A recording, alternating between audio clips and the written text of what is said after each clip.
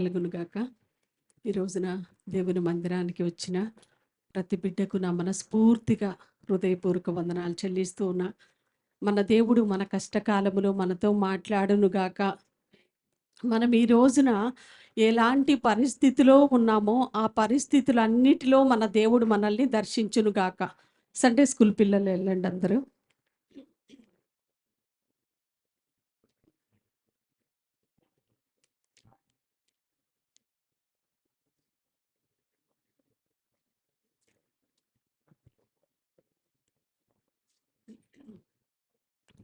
13వ కీర్తన దావీదు వ్రాస్తూ ఉన్నాడండి.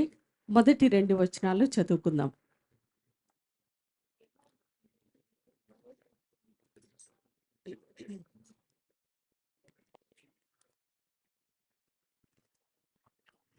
దయచేసి ప్రతి ఒక్కరూ చూద్దాం. మొదటి 2 వచనాలు. యెహోవా, ఎన్నాళ్ళ వరకు నన్ను మరచిపోవుదువు? నిత్యము మరిచెదవా?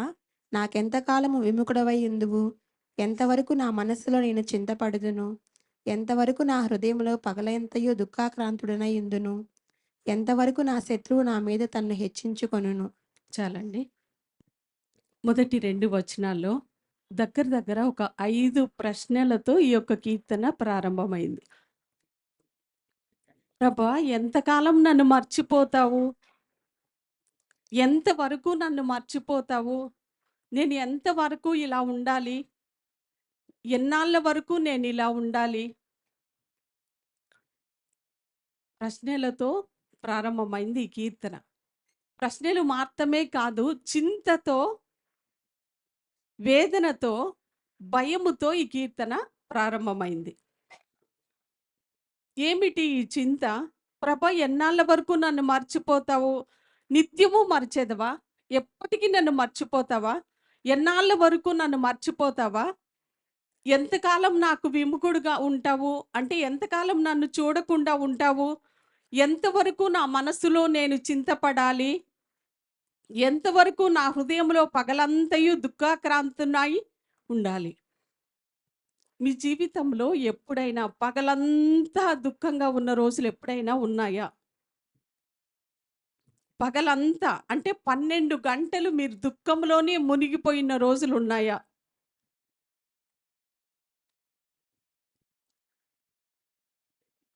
చెప్పండి, మౌనంగా ఉన్నారు.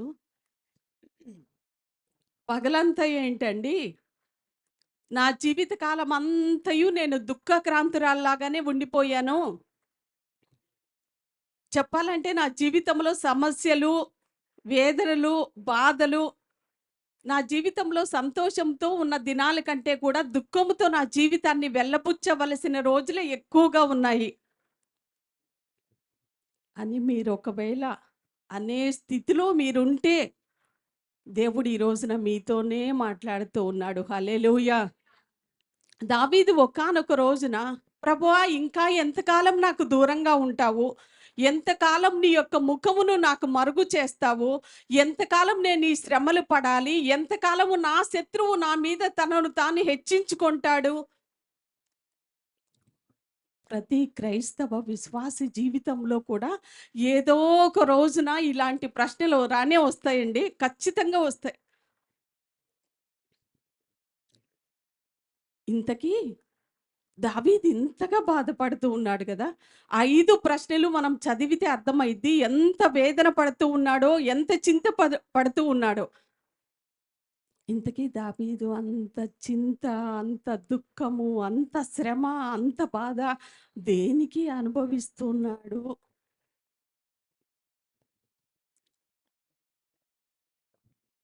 అంటే దావీదు తన మనస్సులో తాను అనుకుంటున్నాడు. దేవుడు అనుకోలా. మళ్ళీ చెప్తున్నా, దేవుడు అలా అనుకోలేదు. దావీదు తన మనస్సులో అనుకుంటూ ఉన్నాడు. ఏమని? ఈ శ్రమల్లో, ఈ దుఃఖములో, ఈ వేదనలో నా దేవుడు నన్ను విడిచిపెట్టేశాడు. ఈ ఒంటరితనంలో నా దేవుడు నన్ను మర్చిపోయాడు. నా దేవుడు ప్రస్తుతానికి నన్ను చూడట్లేదు అని తన బాధంట. ప్రభా, ఇంకెంతకాలం నాకు దూరంగా ఉంటావు? ఇంకా ఎంతకాలం నన్ను మర్చిపోతావు? ఇంకా ఎంతకాలం నేను ఈ శ్రమల్లో ఉండాలి అని దావీదు అనుకుంటున్నాడు కానీ, దావీదు శ్రమల్లో, దావీదు బాధల్లో దేవుడు మాత్రం విడిచిపెట్టలేదండి. మీకెప్పుడైనా వచ్చాయా ఇలాంటి ప్రశ్నలు? చెప్పండి. వచ్చాయా? ఒకవేళ వస్తే చెయ్యెత్తండి. ఫ్రీగా మాట్లాడండి. ఎవరికీ రాలేదా?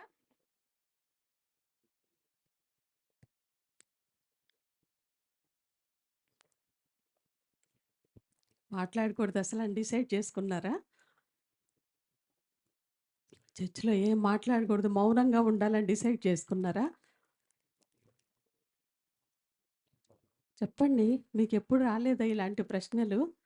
వచ్చాయా లేదా? వచ్చాయనండి పోనీ. వచ్చాయా? మరి అన్ని సార్లు చెప్పించుకుంటారే? నా జీవితంలో చాలా సార్లు నేను అనుకున్నా. నా పరిస్థితులను బట్టి ప్రభా, నేను ఇంతగా మొరపెడుతూ ఉన్నా, ఇంతగా కన్నీళ్లు కారుస్తూ ఉన్నా, నాకు ఉత్తరం ఇయ్యట్లేదు అంటే నన్ను వదిలేసావేమో. కొన్ని పరిస్థితుల గుండా మనం వెళ్తూ ఉన్నప్పుడు మనకు అలా అనిపిస్తది. దేవుడు నన్ను వదిలేసాడేమో, అందుకే నేను ఇలా అయిపోయాను. దేవుడు నన్ను మర్చిపోయాడేమో, అందుకే నేను ఈ శ్రమలోనే ఉండిపోయాను. మర్చిపోతాడా అండి దేవుడు? నాకొక క్వెషను. దేవుడు మర్చిపోతాడా? ఇంతకీ ఏంటి దావీదులో ఉన్న బాధ? దేనికి ఆయన ఇంత రియాక్ట్ అవుతూ ఉన్నాడు అని మనం ఆలోచిస్తే, సమూయేలు ఒక రోజున వచ్చి దావీదు యొద్దకు వచ్చి, దావీదును అభిషేకించిన తర్వాత నువ్వు ఇజ్రాయేలు ప్రజలందరికీ రాజు అవబోతున్నావు త్వరలో అని చెప్పి ప్రవచనం చెప్పిన తర్వాత, తను అభిషేకింపబడిన తర్వాత దగ్గర దగ్గర 10 సంవత్సరాలు పైనే వెయిట్ చేయాల్సి వచ్చింది. ఎన్ని సంవత్సరాలండి? దేవుడు చెప్పిందేమో ఒకటి, లిటరల్‌గా ఇక్కడ జరుగుతుందేమో ఇంకొకటి. అంటే ఆపోజిట్‌లో జరుగుతూ ఉంది. దేవుడు చెప్పిందేమో నువ్వు ఇజ్రాయేలు జనాంగం అంతటికి సింహాసనాన్ని అధిరోహిస్తావు, నీవు రాజుగా ఉంటావు అని చెప్పారు. కానీ ఈ రోజున దావీదు పరిస్థితి ఏంటో చెప్పమంటారా? మరణ భయముతో నన్నెప్పుడు చంపుతాడు సౌలను అని ఇంటికి దూరం అయిపోయాడు మొదటిగా. తన నివాసం ఎక్కడంటే అరణ్యంలో అండి. తన నివాసం వచ్చేసి గుహల్లో, ఎప్పుడెక్కడ ఉంటాడో తెలీదు. పలానా చోట ఉన్నాడు అనే ఒక ఆనవాళ్ళు తెలిస్తే వచ్చి చంపేస్తారు. దావీదు పరిస్థితి ఏమో అది. దేవుడు మాట్లాడిందేమో ఒకటి, జరిగేదేమో ఒకటి. మనం కూడా అనుకుంటాం కదా. నేను కూడా కొన్ని పరిస్థితులను బట్టి అలాగే ఫీల్ అయ్యా. దేవుడు మాట్లాడిన తర్వాత, ప్రభా నువ్వు నాతో మాట్లాడావు కదా, పలానాది ఇస్తానని చెప్పావు కదా, నేను ఇప్పటికీ ఈ నిందల గుండా, శ్రమల గుండా, అవమానాల గుండా వెళ్ళాల్సి వస్తుంది కదా. నేను కూడా చాలాసార్లు అలాగే ఫీల్ అయ్యానండి నా జీవితంలో. దావీదు అనుకుంటూ ఉన్నాడు, దేవుడు మాట్లాడాడు, దేవుడు వాగ్దానం చేశాడు కదా, ఎందుకని దేవుని వాగ్దానం ఇంత ఆలస్యం అవుతూ ఉంది? ఒక రహస్యం నేను చెప్తూ ఉన్నా, మీరు జ్ఞాపకం ఉంచుకోండి. దావీదు కానీ, పౌలు కానీ, క్షమించండి, యోబు కానీ, వాళ్ళు శ్రమల గుండా వెళ్తూ ఉన్నప్పుడంట, అయ్యో నాకింత శ్రమలు వచ్చాయే, నాకింత ఎడబాటు కలుగుతూ ఉందే, నాకింత అవమానం కలుగుతుంది అని వాళ్ళ వాళ్ళ శ్రమలను బట్టి వాళ్ళు బాధపడలేదంటండి. ఈరోజు ఈ కీర్తనలో కూడా మనం అదే చూస్తున్నాం. అంతే కదండి, ఎంతకాలం దూరంగా ఉంటావు, ఎంతకాలం శ్రమ అనుభవించాలి అని. దానికంటే ముఖ్యంగా శ్రమలు అనుభవించుచు ఉన్న శ్రమలు వాళ్ళు తీసి పక్కన పెట్టేసి, ప్రభువా నీవు దూరంగా ఉన్నావే అనే బాధ వాళ్ళకి రోజు రోజుకి ఎక్కువైందండి. వాళ్ళు అనుభవించిన బాధల్ని బట్టి అలా వాళ్ళు రియాక్ట్ అవ్వడం లేదు. ఒకదానికి వాళ్ళు ఎక్కువగా బాధపడుతున్నారు. ఏంటంటే, ప్రభా నీవు నాకు దూరంగా ఉన్నావే. ఆ ఎడబాటును తట్టుకోలేకపోతూ ఉన్నారనమాట. మన మనసులో ఎప్పుడైనా అలాంటి ప్రశ్న వచ్చిందండి? ఒక చిన్న శ్రమ రాంగానే, అమ్మో నా జీవితంలో ఇంత పెద్ద శ్రమ వచ్చేసింది అని ఆ శ్రమకే మనం కృంగిపోతాం. కానీ ఎప్పుడైనా నీ మనసులో నా దేవుడు ఎందుకు నాకు దూరంగా ఉన్నాడు నా దేవుడు ఎందుకు నా యొక్క ప్రార్థనకు సమాధానం ఇవ్వటం లేదు, నా దేవుడు ఎందుకు నాతో మాట్లాడటం ఆపేసి ఉన్నాడు అనేది మీ మనసులో ఎప్పుడైనా బాధ కలిగించిందా? అది మనకు దుఃఖాన్ని కలుగజేసిందా? శ్రమలను బట్టి ఏడుస్తాం. మనకి శ్రమలు ఎప్పటికీ ఉంటాయండి. దేవుడు తీసేస్తాడు కొన్ని శ్రమలు, కానీ మనం బ్రతికినంత కాలం ఏదో ఒకటి వస్తూనే ఉంటది. దాన్ని బట్టి మనం బాధపడుతూ ఉన్నామా? లేదంటే భక్తులైతే మాత్రం వాళ్ళకొచ్చిన శ్రమలను బట్టి ఇబ్బంది పట్ల. ఇలాంటి శ్రమల్లో నీవెందుకయ్యా దూరంగా ఉన్నావు? ఒకసారి 10వ కీర్తన చదవండి, 1వ వచనం. నీవెందుకు దూరముగా నిలుచుచున్నావు? యెహోవా, నీవెందుకు దూరముగా నిలుచుచున్నావు? ఆపత్కాలములలో నీవెందుకు దాగియున్నావు? దుష్టుడు గర్వించి దీనుని వడిగా తరుముచున్నాడు. వారు యోచించిన మోసక్రియలలో తామే చిక్కుకొందురుగాక. చాలండి. దావీదు రాసిన కీర్తన. నీవెందుకయ్యా దూరముగా నిలుచుచున్నావు? దావీదు బాధంతా అదే. సౌలు తరుముతున్నాడు, సౌలు నన్ను చంపేస్తాడు అని కాదు, మరణానికి కూడా భయపడలేదండి సౌలు. క్షమించండి, దావీదు. అయ్యో నేను చనిపోతా, సౌలు నన్ను చంపేస్తాడేమో అని కాదు. ప్రభా నీవెందుకు దూరంగా నిలుచున్నావు? అదే తన హృదయంలో ఉన్న బాధ. ఆపత్కాలములో నీవెందుకు దాగి ఉన్నావు? ప్రభా నేను ఇంత ఆపత్కాలములో ఉన్నాను కదా, కష్టకాలములో ఉన్నాను కదా, నీవెందుకయ్యా దాక్కున్నావు నా శ్రమలో? అటువంటి బాధ మన జీవితాల్లో ఎక్కువ అవునుగాక. హల్లెలూయా. దేవుడు నాకు దూరమయ్యాడు, దేవుడు నాతో మాట్లాడటం లేదు అనే బాధ తప్ప మన జీవితాల్లో ఏది ఉండకూడదు. హల్లెలూయా, హల్లెలూయా.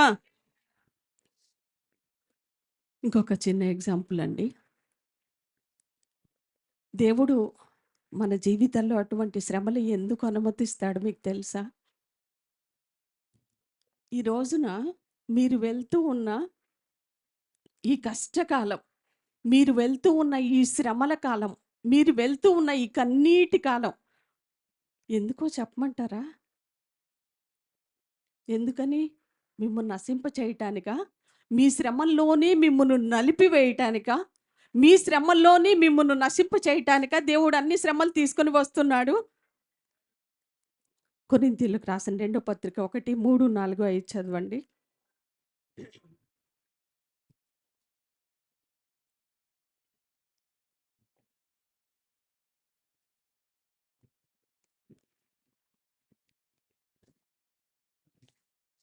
రెండవ పత్రిక 1, 3, 4, 5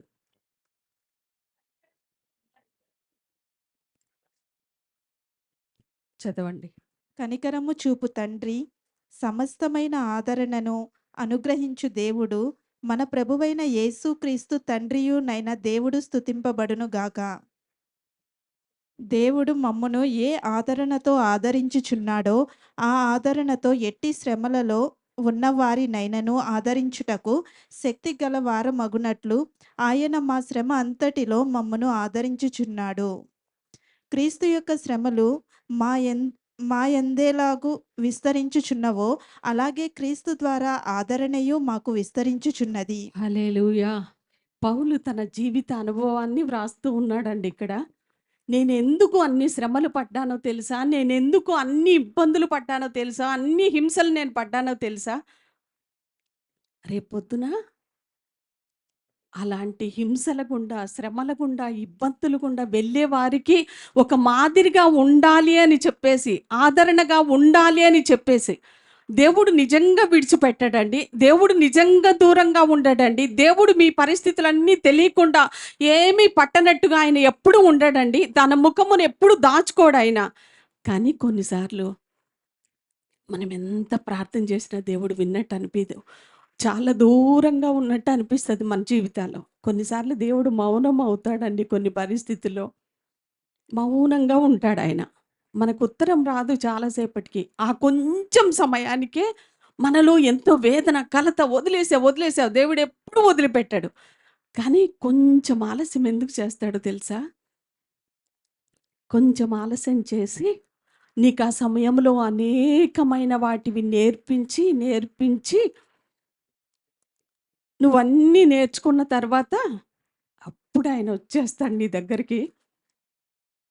పౌలు అంటూ ఉన్నాడు, శ్రమలలో ఉన్న వాళ్ళని ఆదరించుట కొరకు ఒక రోజున మేము ఆ ఇబ్బందులు గుండా వెళ్ళాల్సొచ్చింది.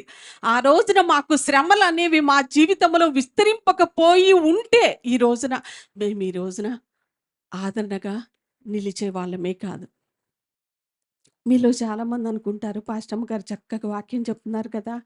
మాకు కూడా అలాంటి అవకాశం వస్తే బాగుండు అనుకుంటారు మీలో. పాస్టమ్మ గారు ఇంకా కొంతమంది బాగా పాటలు పాడుతున్నారు కదా! మాకు కూడా అలాంటి అవకాశం వస్తే బాగుండు. నేను కూడా పాడేస్తా.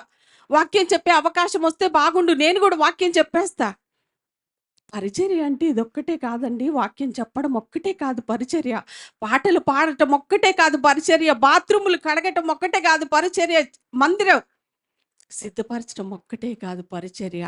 ఆదరించటం కూడా గొప్ప పరిచర్యనండి. హల్లెలూయా! ఆ పరిచర్యకు మీలో దేవుడు ఎంతమందిని ఎంపిక చేసుకున్నాడో ఎవరికి తెలుసు? ఈ రోజున దావీదు వలె దేవుణ్ణి ప్రశ్నిస్తూ ఉన్న స్థితిలో ఒకవేళ నువ్వు ఉంటే, దేవుడు నీతోనే మాట్లాడుతూ ఉన్నాడు. నేను అంటూ ఉన్నా మొన్న ఈ మధ్య ఒక సహోదరితో, "నువ్వు ఈ పరిస్థితుల గుండా వెళ్తూ ఉన్నావు కదా! అందులో నమ్మకంగా ఉండు. నీకు శ్రమ రాంగానే ఎవరికీ ఫోన్ చేయొద్దు." నేను డైరెక్ట్‌గా చెప్పాను, "నాకసలు ఫోన్ చెయ్యొద్దు. ఇంకొక దైవజనులకు కూడా నువ్వు ఫోన్ చెయ్యొద్దు. కానీ నీకు శ్రమ రాంగానే నువ్వెక్కడుంటే అక్కడ దేవుని సన్నిధిలో మోకరించు, చేతులు పైకెత్తి. ప్రభా, ఈ పరిస్థితిని తట్టుకోవటం నా వల్ల కావట్లేదయ్యా. నీవే నాకు ఆధారమయ్యా. నాకు ఫోన్ చెయ్యొద్దు అంటే, నీతో ఫోన్ మాట్లాడలేనంత బిజీలో అయితే నేను లేను. దాని నిమిత్తమై ఫోన్ చేయొద్దంటలా. నీ శ్రమల్లో నువ్వు నేర్చుకుంటే, నీ శ్రమలో ఉన్నప్పుడు నాకు ఫోన్ చేస్తే ఆదరణగా ఒక 2 మాటలు చెప్తా. అప్పటి వరకే ఉంటాయి అవి అవి. కానీ దేవుని చేత మోకరించి దేవుని పాదాల యొద్ద నువ్వు నేర్చుకుంటావు చూడు, నీ ద్వారా 100 మంది రేపొద్దున ఆదరణ పొందుతారు. హల్లెలూయా! మీరు కూడా బాధ రాంగానే, కష్టం రాంగానే, మా అక్క అంటే నాకు చాలా ఇష్టం అనుకోండి. బాధ రాంగానే, "అక్క, మా ఆయన ఇట్లా అన్నాడక్క. నేను తట్టుకోలేకపోతున్నానక్క. అక్క, మా పిల్లలు ఇంత విసిగిస్తున్నారక్క. నేను తట్టుకోలేకపోతున్నా. అయ్యో! అవునా చెల్లి" అని అక్క కన్నీరు కారుస్తది. ఎప్పుడు దాకా? మళ్ళీ మర్చిపోద్ది వెంటనే. తన బాధ్యతలు తనకుంటాయి. తన పనులు తనకుంటాయి. ప్రతి క్షణము నీ గురించి ఆలోచించి కన్నీరు కార్చేంత ప్రేమ వాళ్ళకి ఉండదు. ఉన్నా సమయం ఉండదు. కానీ మన దేవుడు ప్రతి క్షణము మనల్ని గూర్చి ఆలోచించే దేవుడు. దావీదంటూ ఉన్నాడు. చూడండి తన వేదన ఎంతుందో. "ఎన్నాళ్ళ వరకు మర్చిపోతావయ్యా? నిత్యము మరచెదవా? ఎంతకాలం విముఖుడుగా ఉంటావు? ఎంతవరకు నా మనసులో చింతపడాలి? ఎంతవరకు పగలంతయు దుఃఖాక్రాంతుడనయుందును." ఆఖరి మట్ట మీరు చదువుతారా? ఎంతవరకు నా శత్రువు నా మీద తన్ను హెచ్చించుకొనును. చాలండి. నా జీవితంలో కూడా ఒక చిన్న ఎక్స్‌పీరియన్స్ చెప్పేసి నేను ముందుకెళ్తా. డెలివరీ సమయంలో మా అమ్మని గూర్చి చాలా బాధపడ్డా. మా అమ్మ ప్రేమించేదే ఒకప్పుడు. కానీ కొన్ని పరిస్థితులను బట్టి, మేము దేవుణ్ణి నమ్ముకున్నామో అనే ఒక ఇదిని బట్టి, మా అమ్మ క్యాస్ట్ ఫీలింగ్ గూడా బాగుండేది. ఒకప్పుడు దేవుణ్ణి నమ్ముకున్నామన్న ఉద్దేశంతో మా దగ్గరకొచ్చేది కాదనమాట. కానీ డెలివరీ సమయంలో గానీ చాలా వేదన పడ్డా నేను. ప్రభా, తల్లి ప్రేమ చాలా గొప్పదన్నావు గదా! నాకెందుకని ఈ సమయంలో దాన్ని దూరం చేశావు అని ఎంత వేదన పడ్డా నేను చెప్పలేను. ఆ రోజున నేను ఆ వేదన అనుభవించకపోతే, ఆ రోజున నా తల్లి ప్రేమ దూరం అవ్వకపోతే, నా దేవుని ప్రేమేంటో పరిపూర్ణంగా నేను టేస్ట్ చేసేదాన్నే కాదండి. ఈ రోజున అలాంటోళ్ళకి నేను చాలా ధైర్యంగా చెప్తా. బల్లగుద్ది చెప్తా. నాకు తెలిసినంత వరకు. ఎవరో నన్ను అర్థం చేసుకోవట్లా, ప్రేమించట్లా అంటే, ఒకప్పుడు నేనిప్పుడు అనుకుంటాను, మనస్ఫూర్తిగా చాలా సంతోషంగా ఉంటాను ఆ మనసులో. ఒకప్పుడు నేను దేని విషయమై దిగులు పడ్డానో, చింతపడ్డానో, కనీసం అది గుర్తు తెచ్చుకొని ఆలోచించటానికి కూడా నాకు సమయం లేదు. ఒక్క తల్లి గురించి నేను ఆ రోజు వేదన పడ్డా. నన్ను ప్రేమించే వాళ్ళు లేరే. ప్రభా నాకెందుకయ్యా ఇలా చేశావు? 3 సిజరిన్స్ అయ్యి కూడా మా పనులు మేమే చేసుకోవటానికి దేవుడు శక్తినిచ్చాడు. హల్లెలూయా! 3 సిజరిన్స్ అయ్యుండి కూడా అన్నీ మొత్తం ఏ టు జెడ్ చల్లనీళ్ళు లేదు, వేడి నీళ్ళు లేదు. ఆ పని లేదు, ఇంకో పని లేదు. కన్నీళ్లతో నేను సాక్ష్యం చెప్పగలను. నా దేవుని ప్రేమను చాలా నేను టేస్ట్ చేశా. ఈ రోజున అనేక మందికి నేను చెప్తూ ఉంటే ఎంత ఆదరణ పొందుతారో వాళ్ళు. ఏడ్చేస్తారనమాట. ఇంకా ఇంకా చెప్పండి. ఇంకేమన్నా ఉంటే ఎక్స్‌పీరియన్సెస్ చెప్పండి, చెప్పండి. నేను అడుగుతూ ఉన్నా, మీ శ్రమల్లో గూడా మీరు కూడా అలాగే అంటూ ఉన్నారా? ప్రభా ఇంత బాధపడుతుంటే, ఇంత వేదన పడుతుంటే ఎందుకయ్యా అంత దూరంగా నిలబడ్డావు? దేవుడెప్పుడూ దూరంగా ఉండడండి.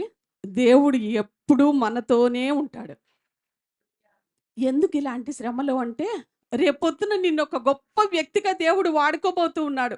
యోబు జీవితంలో అంతటి శ్రమలు రాకుండా ఉంటే, ఈ రోజున యోబు ఏదైనా శ్రమలు రాంగానే దైవజనుల ఇంటికెళ్ళంగానే, యోబు ఎన్నో శ్రమలు పడ్డాడండి. మన మన ద మన శ్రమల దగ్గర యోబు శ్రమలెక్కడ?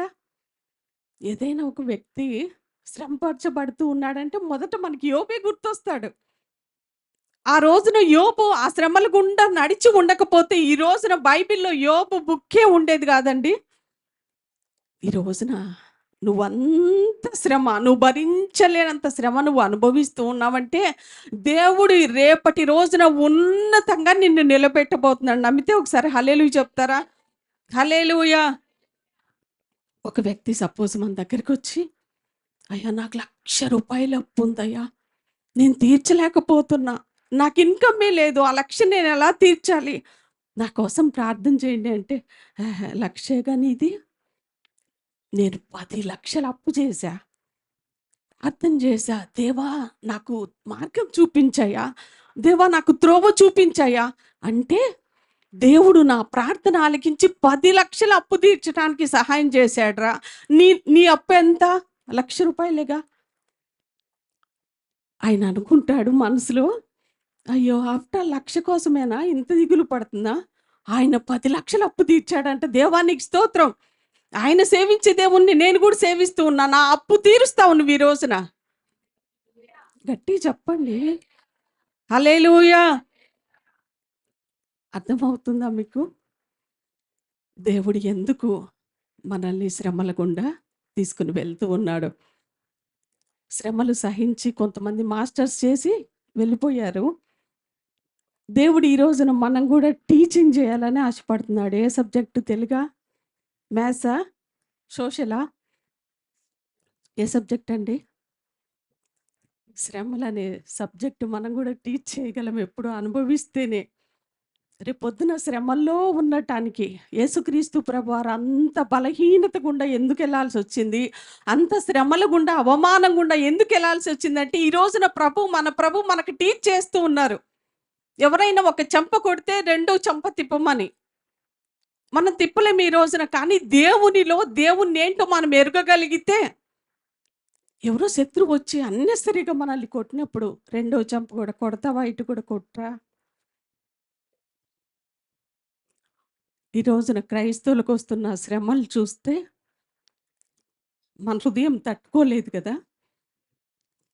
ప్రవీణ్ పగడాల గారు చనిపోయిన తర్వాత ఎవరికి వాళ్ళే లోపల పౌరుషం. నాకు కూడా ఆ రోజు ప్రార్థన చేస్తున్న బరియలు జరుగుతూ ఉండగా, ప్రభా ఏదో ఒకటి చెయ్యయ్యా నువ్వు. ఎవరు చంపారో, ఏం జరిగిందో అవన్నీ మనకు తెలియపోయినా, నీ ప్రేమ ఏదో ఒక సూచక్రియ జరిగించాలయ్యా.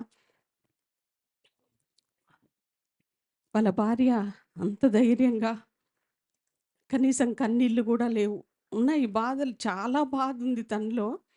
ఆ మాటల్ని బట్టే అర్థమవుతది. మీరు కూడా పగడాలలాగా ఉండండి అని సింపుల్‌గా చెప్పేసింది. ఎలా చెప్పగలిగిందండి ఆమె? ఆ శ్రమలో నేర్చుకుంది. నేర్చుకున్న దాన్ని బట్టి మనం చెప్పగలం. నేర్చుకోకుండా చెప్పగలమా అండి?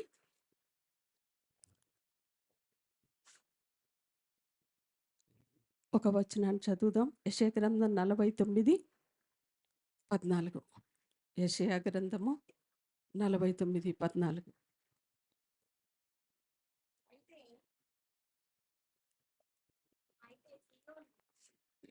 అయితే సీయోను, యెహోవా నన్ను విడిచిపెట్టి ఉన్నాడు, ప్రభువు నన్ను మరిచి ఉన్నాడని అనుకొనుచున్నది. నెక్స్ట్. స్త్రీ తన గర్భమున పుట్టిన బిడ్డను కరుణింపకుండా తన చంటి పిల్లను మరచునా? వారైనా మరచుదురు గాని నేను నిన్ను మరువను. చూడుము, నా అరచేతుల మీదనే నిన్ను చెక్కి ఉన్నాను. నీ ప్రాకారములు నిత్యము నా ఎదుట నున్నవి. చాలండి, ఒకసారి ఇటు చూస్తారా? ఒక్క 2 నిమిషాల్లో ముగించేస్తా. సియోను అనుకుంటుందంట, దేవుడు నన్ను మర్చిపోయాడు. ఎవరు ఈ సియోను? ఇజ్రాయేల్‌కి మరొక మాటగా వాడబడిన మాట. దేవుని ప్రజలైన ఇజ్రాయేల్ జనాంగం అనుకుంటున్నారంట, నా దేవుడు నన్ను మర్చిపోయాడు. నువ్వు కూడా అనుకుంటున్నావా? ఏదైనా ఒక మేలు విషయమై నీ జీవితంలో జరగాల్సిన దాని విషయమై ప్రార్థిస్తూ, ఇంకా ఎన్ని సంవత్సరాలు నేను వేచి ఉండాలి? ఇన్ని సంవత్సరాలు నేను వేచి ఉన్నాను కదా! ఇంకా ఎన్ని సంవత్సరాలు వేచి ఉండాలి ప్రభువా? ఏమో ఎన్ని సంవత్సరాలో తెలీదు. నా జీవితంలో ప్రార్థన చేస్తే 5 సంవత్సరాలకి నా జీవితంలో సమాధానం వస్తే, నీ జీవితంలో కరెక్ట్ 5 ఇయర్స్‌కే ఆన్సర్ వస్తదని ఎవరికి తెలుసు? 25 అయ్యుండొచ్చు. అబ్రహాం ఎంతకాలం వేచి ఉన్నాడండి వాగ్దానం వచ్చిన తర్వాత? ప్రభా నువ్వు ఇచ్చావు, నువ్వు చేస్తావు, ఆఖరి వరకు కూడా ఆయన వేచి ఉండి విశ్వాసులకు తండ్రి అయ్యాడండి. ఊరికే అవ్వల, విశ్వాసులకు తండ్రి ఆయన. దేవుని వాగ్దానము పట్ల నమ్మిక ఉంచాడు, విశ్వాసం ఉంచాడు కాబట్టే అయ్యాడు. మరి నీ జీవితంలో 50 సంవత్సరాలు కావచ్చేమో, ఎవరికి తెలుసు?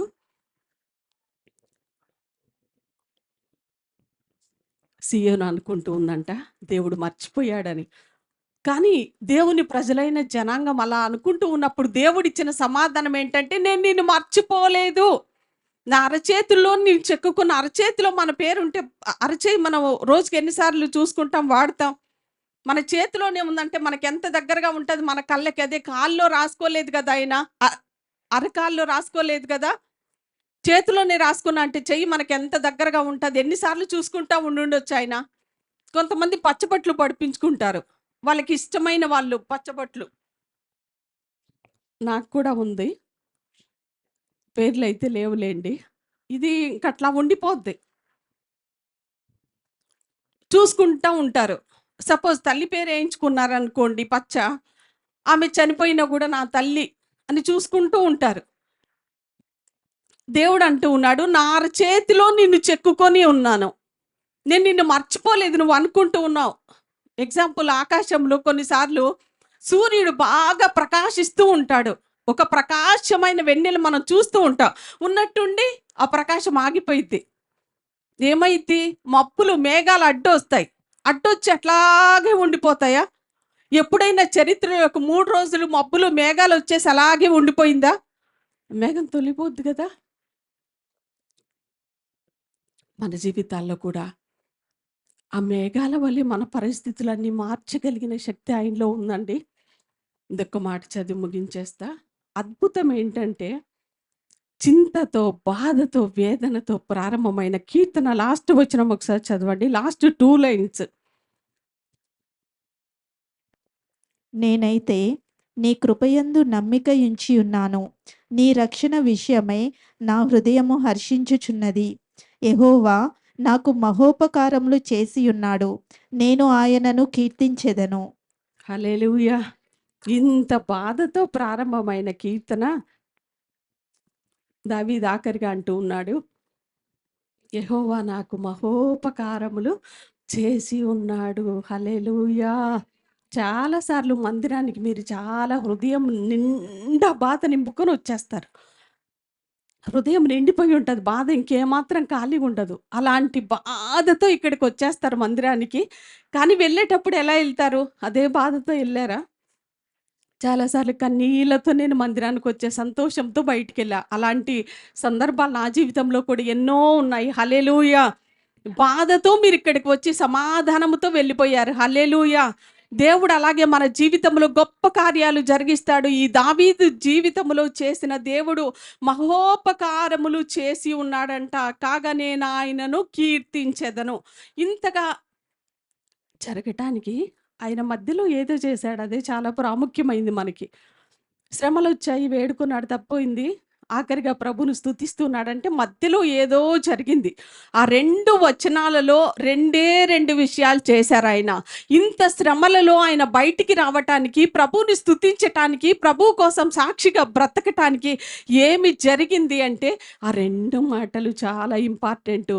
యెహోవా నా దేవా నా మీద దృష్టి ఉంచి నాకు ఉత్తరమిమ్ము, నేను మరణ నిద్ర నొందకుండను, వాని గెలిచితినని నా శత్రువు చెప్పుకొనకుండను, నేను తూలిపోయి ఉండగా నా విరోధులు హర్షింపకుండను, నా కన్నులకు వెలిగిమ్ము. ఏం చేశాడు దావీదు? ఏం చేస్తే బయటకు వచ్చాడు? ఏం చేస్తే దేవుడు తన జీవితంలో గొప్ప కార్యాలు జరిగాయని ఆలోచిస్తే చాలా పెద్ద సీక్రెట్ చెప్తా. చెప్పాక మీరు అనుకుంటారు, అదేనా అన్నట్టుంటారు. నేనంటే గొప్ప సీక్రెట్ అంటున్నా, మీరు అనుకుంటారు అదేనా. ఏం జరిగిందో తెలుసా? ఏం చేశాడు దావీదంటే ప్రార్థన. ప్రార్థనేగా అంటారు మీరు. అదొక్కటి మన జీవితాల్లో చేస్తే దేవుడు విడుదల ఇస్తాడు. దావీదు ప్రార్థిస్తున్నాడు దేవుని సన్నిధిలో, ప్రభా నన్ను జ్ఞాపకం చేసుకో అని. రెండవదిగా మనం చూసినట్లయితే, నేనైతే నీ కృపయందు నమ్మిక ఉంచి ఉన్నాను, నీ రక్షణ విషయమై నా హృదయము హర్షించుచున్నది. 1 ప్రార్థన, 2 దేవుని కృపయందు నమ్మిక. మన జ్ఞానం పట్ల కాదు నమ్మిక, మనకున్న దాన్ని బట్టి కాదు మనం నమ్మటము, దేవుని కృపయందు. దావీదు మొదటిగా ప్రార్థన చేశాడు, రెండోదిగా దేవుని కృపయందు నమ్మిక ఉంచి ఉన్నాడు.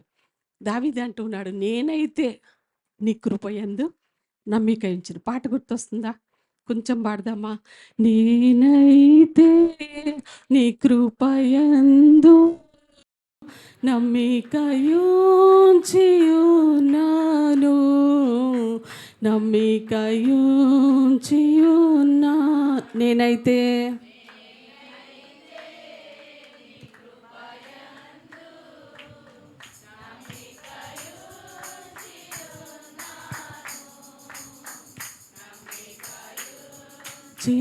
ఉన్నాను, కృపా కృపా నీ కృపా, కృపా కృపా క్రీస్తు కృపా. నేనైతే నీ కృపయందు నమ్మికయుంచి ఉన్నాను, నమ్మికయుంచి ఉన్నాను. దేవునికి స్తోత్రం, హల్లెలూయా. పౌలు బలహీనతలో ప్రార్థిస్తూ ఉన్నప్పుడు దేవుడు ఇచ్చిన గొప్ప సమాధానం, నా కృప. పౌలు దావీదు అందుకని కృపను తలంచుకుంటూ, ఆకాశము కంటే ఎత్తైన నీ కృప. ఈ భూమికి ఆకాశం ఎంత ఉన్నతంగా ఉందో అంత గొప్ప కృప మన పట్ల ఉంటే ఇంకేమన్నా కావాలండి? ముమ్మారు మొరపెడుతూ ఉన్నాడంట, ప్రభా నాకు ఈ ముళ్ళు గుచ్చుకుంటుంది, నా వల్ల కావట్లేదంటే, చాలు నా కృప నీకు చాలు, my grace is sufficient for you. Hallelujah. మన బలహీనతలో ఆయన కృప మనకు చాలు. దేవుడు ఈ సమయాన్ని దీవించి ఆశీర్వదించును గాక.